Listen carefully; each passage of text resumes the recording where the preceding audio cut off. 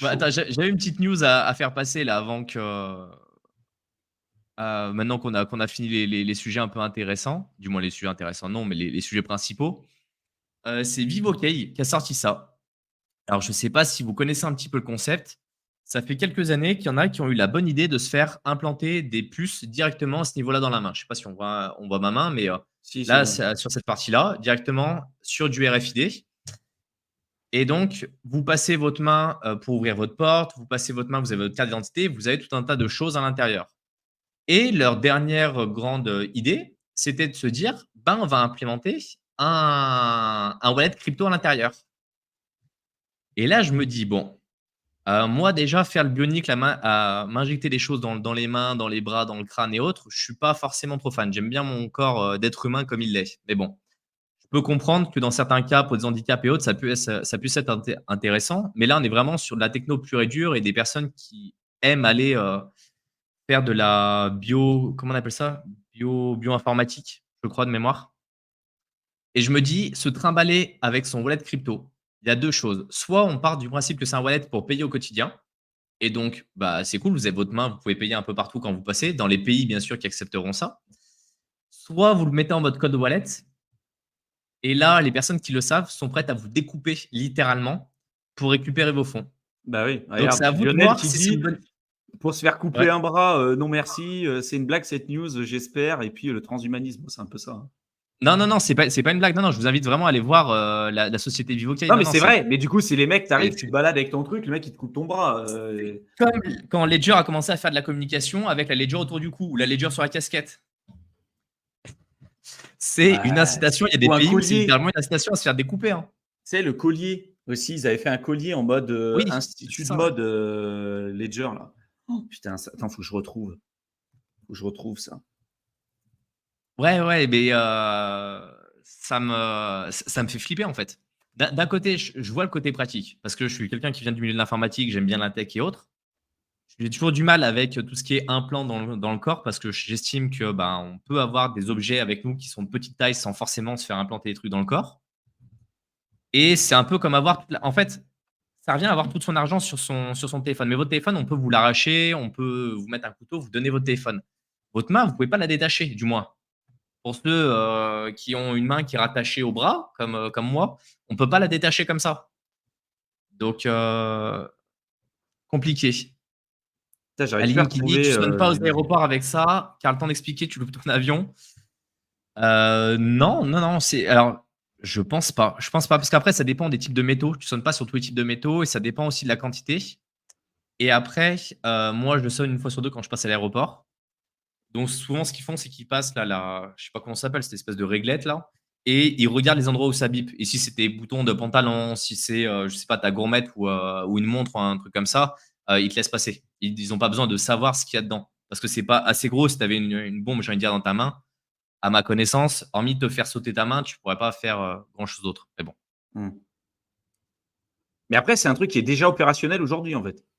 Après, faut peut-être pas en parler à tout le monde non plus. Bah et le problème, c'est qu'en fait, les gens vont le voir. Si tu vas il y avait un mec comme ça, qui faisait des blagues et qui avait mis une carte bleue dans une pomme. Mais il avait juste une petite toute petite fente et du coup, il arrivait, il payait avec sa pomme sur le lecteur en disant: «C'est du Apple Pay». C'est pour faire la Ah vanne ouais. avec le jeu de mots et du coup, la caissière, elle le regardait en mode: «What, c'est quoi?» Et en fait, ça finit par se savoir. C'est-à-dire que les gens qui ont des puces comme ça, ils en parlent à leur entourage parce que c'est un truc, extraordinaire, parce qu'ils vont le montrer à tout le monde quand ils vont payer dans les restaurants et autres. Donc ça va finir par se savoir et aujourd'hui, c'est juste l'idée de base, en fait. Benjamin qui dit Neuralink de Elon Musk, ouais, bah, c'est globalement tout ça. C'est aujourd'hui tout ce qui est, transhumanisme comme l'écrivait une personne dans les commentaires et la modification du corps. Elon Musk, son objectif premier, c'est pas de mettre des cryptos dans le crâne de quelqu'un. Ça va y arriver, je pense qu'on va y arriver avec Neuralink, mais à la base, c'est plutôt pour aider à remarcher pour les personnes qui ont des problématiques, niveau moteur. Mais ouais, c'est des questions que je me pose et du coup, voilà, je voulais vous faire passer la news parce que c'est quelque chose qui m'a un peu interpellé en me disant: «Qui c'est qui va aller s'amuser avec ça et Bah, quelles sont tiens, il les y a bah conséquences que ça va avoir?» en et fait. tu Benjamin qui dit: «Le 1er cyborg, c'est Neil Arbisson, checker». Tiens, je vais partager mon écran, Ouais, ouais, mais il y en a, on voit mon il y en a écran qui ou sont allés pas? ouais, ouais. Il a une Il a Il a bien une la tête caméra. effectivement du transhumanisme, ouais. C'est quoi? C'est une caméra? C'est quoi? À On dirait entendre un les couleurs? implant, on dirait Il un est connu pour implant crânien. il est connu Avoir une pour antenne sa implantée dans sa tête. capacité Bah, à eh, entendre les couleurs. l'avantage, c'est que quand tu as envie de regarder la coupe d'Europe qui vient de finir, tu es n'importe où, tu Ah! l'as en direct. Ah mais d'accord. C'est devenu la première personne au monde à avoir une antenne implantée dans sa tête et il peut entendre les couleurs. Oh! Putain d'accord. OK. Entendre les couleurs, ça doit être sympathique ça aussi. Non mais voilà, je pense que après quand tu lis dans le noir, pareil, lui, il peut lire un bouquin 2 heures du matin, pas besoin de liseuse. Tu sais, tu prends la lampe, tu appuies au-dessus là, clic. Oh, putain, mec. Ouais, c'est Ah et là, ils sont c'est chauds, non hein. mais c'est ouais, c'est compliqué. Martin qui dit: «C'est Godefroy le hardi» en fait. C'est Godefroy de Montmirail, ouais, c'est carrément ça.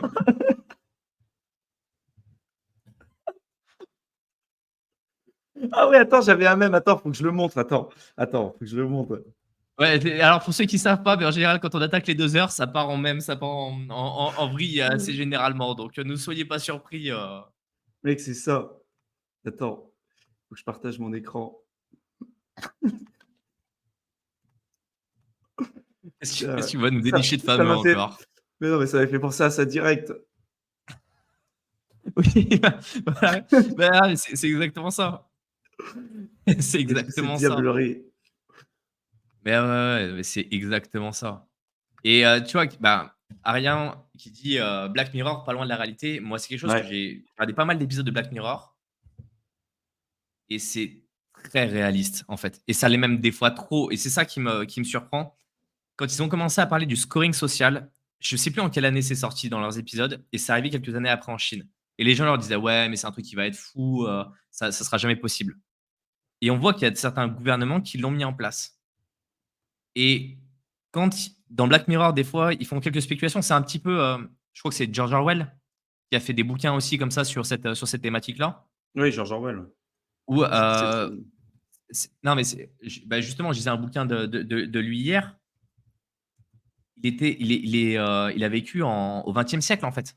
Donc ces technos, au début du XXe siècle, ces technos, elles existaient même pas. Elles étaient même pas envisagées et les mecs, sous certains formats, ils expliquaient les dérives qu'il pourrait y avoir et aujourd'hui, est-ce que, heu, ouais, 1984 de George Orwell, Ouais. est-ce que, on fait nous-mêmes le rapprochement en se disant: «Bah, le gars, il parlait de ça et du coup, cette dérive-là, on peut l'associer à ça» ou est-ce que la personne, à cette époque-là, quand il a écrit le bouquin, il avait déjà sondé plus ou moins une partie de la psychologie humaine en se disant, «Ils arriveront dans ces délires-là d'ici quelques années» et c'est là où je me dis: «Mais c'est terrible, en fait». Beh, Jules Verne, c'est pareil. Jules Verne, il est né le 8 février 1828 et il avait déjà, prédit dans ses bouquins qu'on irait sur la Lune, et tout un tas d'autres choses, qu'on irait sous l'eau, avec les sous-marins et toutes ces choses, quoi. C'est un truc de fou, hein. Tu as des gens, c'est des vrais, ouais, des vrais visionnaires, quoi, Ouais, Ray parce que tu vois, Kurzweil aussi, Ray Kurzweil, c'est un gars, regardez avec ses prédictions à ce mec, Ray Kurzweil, pardon. Il a parlé de l'IA, depuis des années maintenant. Il a fait des prédictions sur internet avant que ça existe, vraiment ses prédictions, c'est un truc de fou. Après, il a été hyper hypé et il y a des gens qui sont prêts à payer des dizaines, voire des centaines de de milliers de dollars, rien que pour le voir en conférence. Mais c'est intéressant, il a écrit plein de bouquins ce mec et il a fait des prédictions de fou, sur l'avancée des nouvelles technologies et il a fait des prédictions dernièrement sur l'IA et sur ce à quoi on pourrait s'attendre avec le transhumanisme et tout.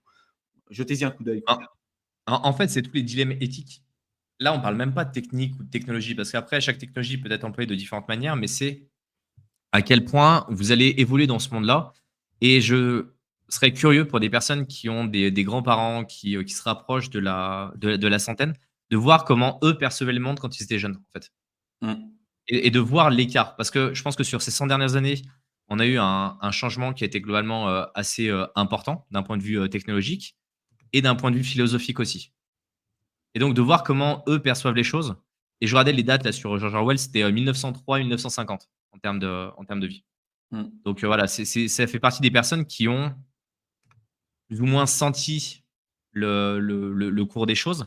Après, je pense qu'il y en a beaucoup qui avaient prédit des choses qui ne sont jamais passées, hein. Il y avait un bouquin comme ça où il disait en 2000, on aura des voitures volantes, il y aura la fin du système comme on le connaît en 2000 et autres.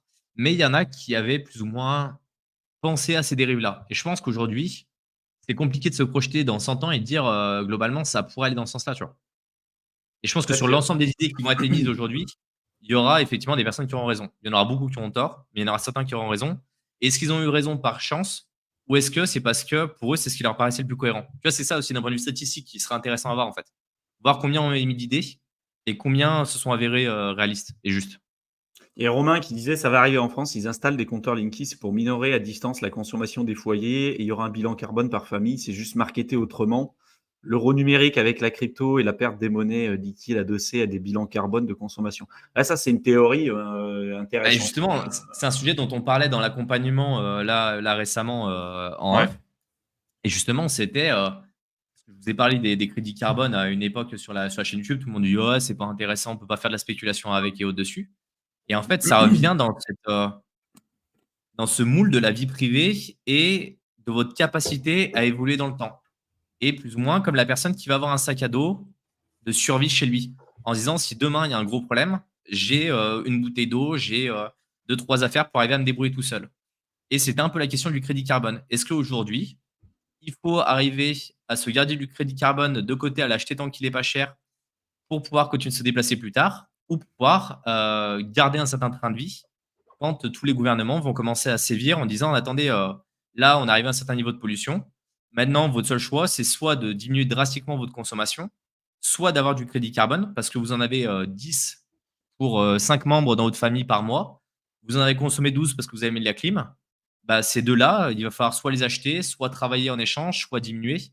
C'est toutes ces réflexions-là, je pense qu'il faut avoir, qui sont intéressantes. Et la crypto est une des opportunités.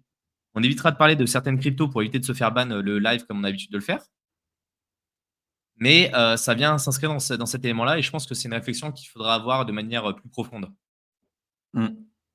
Tiens, on va prendre une dernière question, les gars. Yes. Et ensuite, on va vous laisser. Natou qui dit avec la venue des monnaies de banque centrale, que va devenir la crypto? T'en penses quoi, Mick? Je pense que c'est un sujet dont on parle depuis, depuis 2 ans maintenant. Plus, En fait, à depuis partir du moment où ça a 2018. commencé à être Depuis 2018. oui, non, mais en fait, là, en public, sur la chaîne, mais entre nous, effectivement, ça fait depuis le début, en fait, depuis qu'ils en parlent, tout simplement. Pour moi, c'est 2 systèmes qui vont cohabiter. C'est-à-dire que, il y aura les CBDC qui vont être émises et qui vont être utilisées par une grande, grande partie de la population. Et il y aura après les cryptos, on va dire, traditionnels à côté, BTC, Ether et les quelques autres qui resteront à ce moment-là. Elles n'ont pas vocation à remplacer l'économie quotidienne. C'est-à-dire que pour moi, le BTC n'a pas vocation. J'adore la philosophie, j'adore ce qui est véhiculé et autres, mais il n'a pas vocation à être utilisé comme moyen de paiement au quotidien. Parce que le design, comme il a été fait pour, n'a pas été adapté à cette manière-là. Par contre, les CBDC sont pour. Et il y a très peu de pays où votre employeur sera autorisé par des mesures fiscales et autres et sera intéressé par vous payer dans une devise qui va être autre qu'un CBDC. Donc, vous serez obligé d'utiliser votre CBDC au quotidien parce que c'est ce qui sera accepté par les commerçants, c'est ce qui sera accepté dans la plupart des endroits où vous irez. Aujourd'hui, en France, on a beau être fada des cryptos, on a beau vouloir pousser, il y a à peu près 300 shops en France qui prennent les cryptos. À peu près, globalement, si on prend les chiffres assez récents. C'est une goutte d'eau par rapport à l'ensemble des magasins, à l'ensemble des services qui sont proposés, en France. Il y a très peu de pays aujourd'hui où vous pouvez vivre en mode full crypto. C'est possible, mais en général, il y a un niveau de contrainte qui est quand même assez importante et je pense que ça restera le cas. C'est juste que les utilisations vont être changées. Après, les CBDC, je pense que ça fait quelque temps qu'on vous donne notre avis dessus. C'est un élément de censure potentiel avec des dates d'expiration, avec des choses qu'on ne tolérerait pas dans notre vie privée, mais qui va arriver qu'on le veuille ou non. Ça, c'est une réalité. Les CBDC, on va en avoir. Après, la question, c'est comment vous allez gérer votre avenir avec, comment vous allez l'utiliser. Est-ce que ça va être tout ou pas, ça va être complètement l'intégralité de votre patrimoine ou ça va être une petite partie de votre patrimoine et quelles sont les alternatives que vous allez mettre en place à côté. Mm. Je pense que c'est cette vision-là qu'il faut l'avoir en fait. Il faut ouvrir Pour moi, de toute votre façon, ça. tout ce qui est vraie crypto-monnaie, donc quand on parle de crypto, les vraies cryptos décentralisées, résistantes à la censure, etc., il n'y aura pas de problème. elles cohabiteront et ça donnera une alternative ou entre guillemets aussi un canot de sauvetage qu'on ne pouvait pas avoir jusqu'à maintenant. Par contre, c'est sûr que toutes les autres, qui elles sont centralisées et tout, ça posera des problèmes. Donc attention de ce qu'on met dans crypto, parce qu'il y a un peu tout et n'importe quoi. Et aujourd'hui, je sais pas, tu as plus de 99,9999999% des projets qui servent à rien, c'est de la monnaie de singe, encore pire que du dollar ou de l'euro, quoi, globalement. Hein. C'est des gros pump and dump, ça sert à rien, ça répond à aucune plus-value. Tous les mêmes coins qu'on a vu se lancer, voilà, c'est évident. Par contre, il y en a une minorité qui seront là dans les prochaines années, qui auront un vrai rôle. Par exemple, l'Ether, je pense, le Bitcoin et d'autres cryptos qu'on a aussi en portefeuille qu'on a ajouté. Mais pour moi, par rapport à l'océan crypto, c'est vraiment une extrême minorité. Il y en a très très peu qui arriveront sur la ligne d'arrivée et les deux cohabiteront. Les crypto-monnaies de banque centrale, les gens qui disent on les utilisera pas, de toute façon, on ne te posera pas la question, ça sera imposé. On ne te posera pas la question est-ce que tu veux l'utiliser. Tu n'auras pas le choix. Tu seras obligé de l'utiliser. Point barre. Ça va être Donc converti ça au fur et sera à mesure. adopté.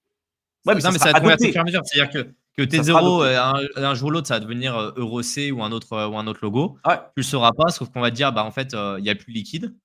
Donc, Mm. ton paiement en carte bleue, bah, maintenant, il passe par l'EuroC. Et puis après, tu vas avoir des applis. Et puis, en fait, ça va être transparent. C'est juste que la bascule va être transparente et que la très, très grande majorité des gens ne vont même pas s'en apercevoir. Ouais. Sauf qu'ils vont juste recevoir un jour un mail en leur disant bah, c'est bien, vous avez touché votre salaire, vous avez 3 mois pour le dépenser. Mm. Voilà. Là, c'est Ou clair. bah, vous avez des problématiques de santé, bah, votre achat ne peut pas passer parce qu'en fait, vous avez du diabète. Vous n'avez pas le droit d'acheter des bonbons. Voilà. Merci, au revoir. Mm. Ça, c'est les C'est choses comme sur ça que ça lesquelles fonctionne.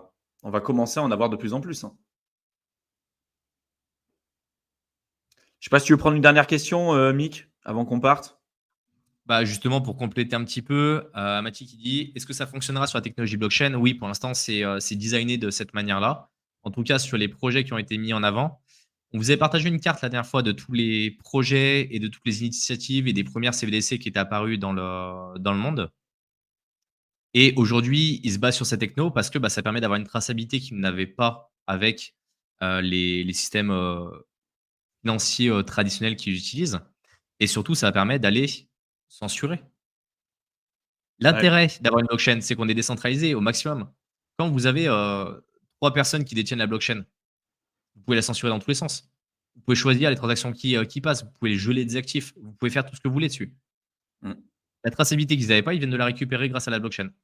Le seul intérêt que vous avez avec une blockchain, La c'est, comme tu transparence. l'as dit, c'est d'avoir cette décentralisation et cette résistance à la censure. À partir du moment où tu dis, ça revient au discours qu'on avait au départ, hein, quand tu as des Bien gens sûr, qui vont te dire la techno, c'est intéressant, mais le Bitcoin, c'est de la merde, c'est qu'au final, Bitcoin, c'est décentralisé, c'est résistant à la censure, et eux, ils veulent créer une blockchain privée, comme les monnaies de banque centrale, qui sont complètement aux antipodes de ce que nous, on recherche. Quoi. Donc attention un peu à ce double discours, mais ils ne recherchent pas la même chose. Là, plus on avance, plus on va vers plus de contrôle, moins de liberté, et ça va avancer de plus en plus. Et on aura des restrictions de plus en plus importantes, et en trouvant, on va dire, des raisons à ça. Ça peut être, comme on a dit tout à l'heure, hein, ah bah tiens, vous utilisez trop d'électricité ou vous polluez plus, on commence à montrer du doigt les gens en disant tiens, tu manges trop de viande, c'est pas bien. Ah, tu prends l'avion trop de fois par année, c'est pas bien. Et du coup, on n'est pas à l'abri que dans plusieurs années, eh ben, on ait un peu un système à deux vitesses avec de toute façon les riches et ceux qui ont le pouvoir qui pourront prendre l'avion autant qu'ils veulent, qui pourront manger autant de viande qu'ils le souhaitent, qui n'auront aucune restriction vis-à-vis de tout ça. Et de l'autre côté, ceux qui n'auront pas une thune parce que tout aura augmenté et avec un contrôle omniprésent avec les crypto-monnaies de banque centrale, voire plus, parce que ça va aller plus loin que ça, hein, de toute façon. La biométrie, ça se développe de plus en plus. Et le scoring social qu'on a en Chine, moi, je ne serais pas étonné qu'on commence à avoir ce genre de choses. et qu'on soit Peut-être. précurseur en Europe. Moi, ça Ouais, m'étonnerait même pas qu'on exactement. soit Tu précurseur vois. en Europe vu les idées qui sont véhiculées au sein de l'Union européenne, ça m'étonnerait même pas qu'on soit précurseur de ce côté-là, ouais. Ouais, c'est En clair. mettant ça sous couvert effectivement de l'écologie, de l'économie, de ce qu'ils veulent, de la sécurité, Mm. ils le justifieront, ouais. Donc, préparer aussi votre avenir. Et la crypto, c'est un peu ça. Hein. Se préparer à l'avenir, se préparer aux différentes éventualités et de vous dire si demain vous êtes dans un État qui veut, comme ça a été le cas par le passé, on n'aurait jamais imaginé que pendant la crise sanitaire, on soit bloqué pendant 2 ans chez nous sans pouvoir sortir de chez nous. Hein. Et que les gens deviendraient aussi dociles que ça et se laisseraient faire comme des agneaux. Et après, tu te réveilles quelques années après, tu te dis putain, mais qu'est-ce qui s'est passé? Tu sais. Et ça, c'est déjà on a déjà eu cette expérience-là. Pour moi, on n'est pas à l'abri que ça se reproduise avec une autre manière de fonctionnement, tu vois, que ça se fasse sous l'égide du réchauffement climatique et de la Ils trouveront protection de bien la une excuse. planète et tout, et de se Non, mais ils dire, trouveront une excuse. Des voilà, excuses, ils en ont toujours eu et à partir de là, après, effectivement, comme tu dis, c'est cette tu as des dérives. docilité de la population qui a fait que, il y a eu des confinements qui ont été plus ou moins lourds. Il y a eu, un certain nombre de vaccins dans certains pays qui pouvaient être complètement délirants. Il y a eu des trucs où des fois, quand tu prends du recul, tu te dis, c'est compliqué et à côté de ça, il y a des pays où au contraire, il y avait une certaine bulle de liberté. Il y a des pays qui en Mmh. ont très énormément souffert et chaque pays a géré à sa manière et je pense que ce qui est important, c'est de voir nous au sein de la France déjà et après de l'Union européenne, voir comment ça a été géré et ça donne un ordre d'idée de ce qui va se passer sur les prochaines années. Je pense que ça Mmh. permet d'entrevoir certaines bribes du futur, en fait. Mais préparez-vous à ça, préparez-vous à vous dire, OK, enfin moi en tout cas, c'est la dynamique dans laquelle je m'inscris. Mickaël, c'est pareil et tous ceux que vous avez l'habitude de voir sur cette chaîne, c'est de se dire: «OK, on va pas vers un monde avec plus de liberté, plus de libre arbitre et tout ce qu'on vous explique». Pour moi, on va plus vers l'inverse, et la crypto, c'est un petit canoë de sauvetage qui peut nous permettre, de se protéger vis-à-vis de ça et éventuellement de pouvoir bouger si on le souhaite, quoi. Parce que si vous avez des actifs physiques, je vous rappelle aussi que dans les années, je crois que c'était dans les années 50 aux États-Unis, ils ont, C'est l'or? ils ont rendu l'or illégal, hein. Donc Oui. c'était illégal pour les porteurs d'or, particuliers de détenir de l'or. Il fallait absolument rendre l'or au gouvernement parce que, ils avaient imprimé trop d'argent, ils avaient plus une thune et du coup, il fallait rendre l'or, aux banques centrales. Si tu détenais de l'or, tu étais, fiché et tu pouvais aller en prison, et en plus de ça, l'échange, il se faisait en dollars évidemment. On te disait: «Bah, OK, on va te donner, ton or, on récupère ton or, tu es obligé de nous le donner, nous on va te donner du dollar qu'on peut imprimer». Voilà, c'est des choses qui sont déjà, sont déjà produites, quoi. Donc tu vois, moi l'histoire quand même me donne un certain nombre d'infos en me disant: Ça peut changer très rapidement», et je vois pas quel type d'actif aujourd'hui, tu pourrais détenir en nom propre et sur lequel tu n'aurais pas, ce genre de problématique, tu vois? Ou en tout cas, tu pourrais un peu plus te protéger. Sans la crypto, c'est difficile. Tu as un bien immobilier, tu as ta résidence principale, qu'est-ce qui empêche le gouvernement de dire: «Bah, OK, tu es propriétaire du bâti, mais tu es pas propriétaire, du terrain», ce qui Bah, est ça, il y a beaucoup commence de pays déjà où à ils font. arriver. Ça commence déjà à Justement, ça, arriver. les lois en Thaïlande, elles commencent à bouger sur ça parce qu'ils ont besoin là de nouveaux capitaux étrangers et donc ils sont en train du moins, ils étudient la possibilité de rallonger justement ces durées en les faisant passer d'une vingtaine d'années à 99 ans comme dans plein de pays, Ouais, anglo-saxons et ouais. souvent la terre appartient à l'État ou au royaume en fonction des pays dans lesquels vous êtes et après c'est une conception qu'on n'a pas du tout en France, mais demain il y a besoin de faire passer une autoroute, ah bah, je vous assure qu'en fait votre terre elle vous appartient pas tant que ça, hein. Ah ouais, Vous non, allez non, pouvoir non. tester ce que vous voulez, Mais de toute c'est, façon, il y a rien qui t'appartient vraiment. Il y a rien qui t'appartient voilà, non, mais vraiment. c'est rappeler ça, parce que les gens ils disent: «Oui, mais moi j'ai mon bout de jardin, j'ai mon bout de truc». Attendez qu'il y ait une Ouais, ouais. autoroute qui passe, Ouais, ouais. dessus. Vous allez voir les alentours de Lyon, hein. Allez dans les alentours de Lyon, vous allez voir les paysans avec les tracteurs ce qu'ils essayaient de faire. Ben, l'autoroute elle est passée, hein. Qu'ils le veuillent ou qu'ils Ah le ouais, veuillent ouais. pas, donc Ah ouais, puis là, ils sont prêts à et tout, hein, les mecs, hein, voilà. ils sont prêts à tout, ils vont chez vous, ben, voilà, ils rigolent pas, hein, ils vont créer l'autoroute, ils vont le faire de toute façon, que vous soyez dedans ou pas, hein, donc mais c'est clair, voilà, donc en fait, on est un peu parti en live, sur cette émission, mais je pense que c'est important de voir la vision long terme aussi de ce truc et de se dire: «OK, la crypto, c'est bien de faire de l'argent, c'est bien de faire ce truc», mais de se dire: «C'est aussi un moyen de pouvoir se protéger et d'avoir pour la première fois une alternative ou un peu comme un canoë de sauvetage. Ou un moyen de se dire: «OK, ce système-là me correspond pas, je peux aller là-dessus, si je le souhaite». Alors qu'avant, on n'avait pas le choix. C'était en mode, tu utilisais ce système et tu fermes ta gueule, quoi, en gros. Là, tu peux utiliser les 2. Les 2 marcheront en lien, les uns avec les autres parce qu'aujourd'hui, sans fiat, tu peux pas acheter du bitcoin et vice versa, en fait. Il y en a qui disent: «Moi, je veux acheter que du bitcoin et c'est bon, je j'achète plus jamais de fiat et j'ai plus besoin de banque et on va détruire les banques». C'est pas la vision que j'ai. Je pense que ça fonctionnera des 2 côtés et que c'est un système qui deviendra après par la suite plus résilient. Mais attention, voilà, quand on voit l'histoire et les événements qu'on a eus, ça a prouvé quand même que le gouvernement avait la possibilité de faire ce qu'il souhaitait, que, il n'y avait pas forcément de restrictions, que les gens se sont laissés faire et pour moi là, la dimension dans laquelle on se trouve, ça va être de pire en pire.